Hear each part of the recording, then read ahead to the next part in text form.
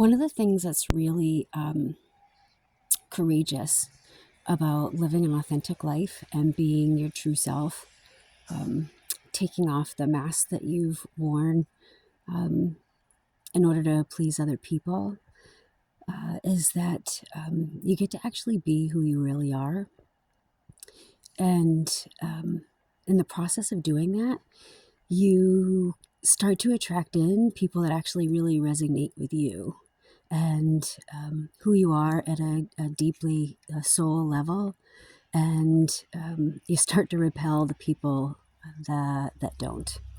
And truly, that's okay, because how much of your life have you actually spent twisting yourself into knots, trying to be something for somebody else in order to make them happy, and at the same time, you're miserable? I feel like I've spent a lifetime trying to do that and watching others around me trying to do that, because when they met somebody, like say a significant other or partner, even like coworkers and stuff, they had on this mask, trying to get that job, trying to, get that partner, this persona of who they were. And when you stop doing that, and you allow yourself to be who you really are because you love yourself so much, that's who you want to be. You don't want to be this other person, because ultimately when you do that, you're miserable on the inside, right? When you allow yourself that, all of a sudden, the people that really love you for who you are, those are the people that start wanting to spend time with you, start wanting to be with you. And the people that can't handle who you really are start to back away. And that's okay. It really is okay. If you have to chase after those people in order to have them stay in your life, they're just not ready for you yet. And you can hold space for them. And when they are ready and they've done their work, they can step forward, and it's up to you whether or not you want to accept them back in your life again or not, depending on this, situations and stuff that arises. Truly, it's time.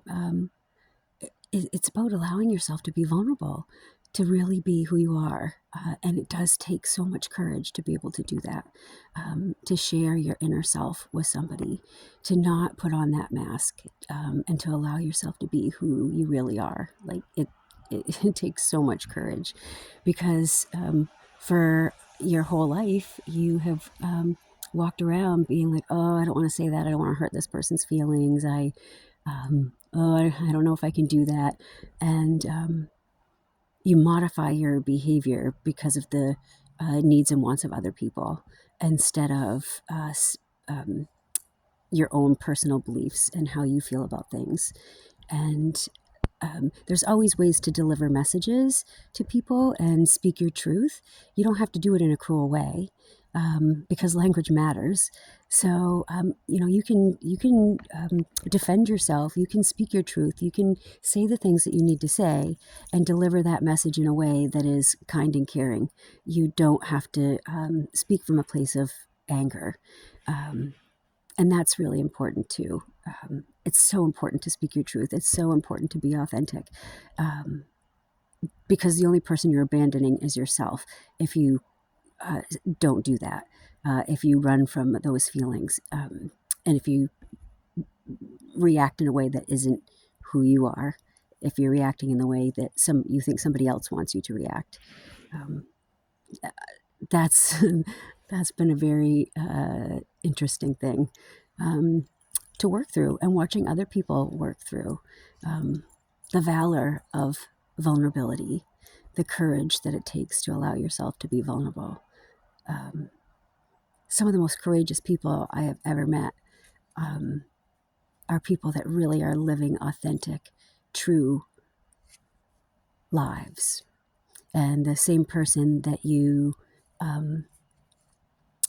may meet online, or that you see in one place, or that you see them in their home, that's the same exact way that you see them at their job, or the same when you bump into them at the grocery store. You don't see a persona of one person at work and another person at home. I was that way for a long time. I mean, I even had dear friends that would tell me it's like there's two Heathers, right? Like Firehouse Heather and how I was there, and then at home Heather, where my vulnerabilities would come out and my insecurities would come out. Not the persona of, nothing scared me and I had all this like confidence. It was because I didn't want anybody to ever know what a hot mess I was on the inside, right? I was a complete control freak. So